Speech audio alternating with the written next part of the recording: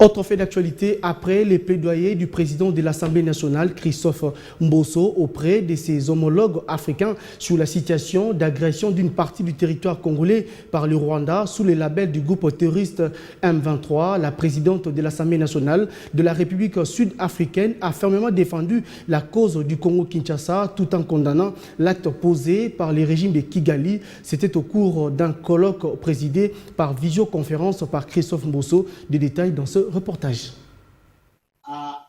Au cours de ces colloques qu'il a présidé par visioconférence, ayant regroupé tous les présidents des assemblées nationales de l'Afrique australe, Christophe Mbosso a mené un plaidoyer auprès de ses homologues visant à obtenir la condamnation du Rwanda pour son occupation illégale d'une partie du territoire congolais sous les labels du groupe terroriste M23.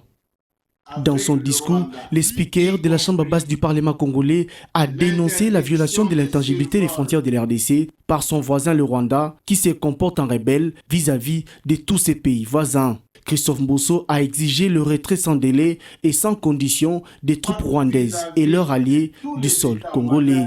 Les différentes agressions de la République démocratique du Congo par le Rwanda violent impunément tous les traités internationaux et régionaux. Face à cette guerre injuste que nous impose le Rwanda sous le label du M23, aux conséquences néfastes et incalculables, nous avons estimé utile de vous en informer pleinement. Nos remerciements pour tous les soutiens que les États membres de la SADC ont toujours apporté à la République démocratique du Congo pendant les moments de détresse, de crise comme celle-ci.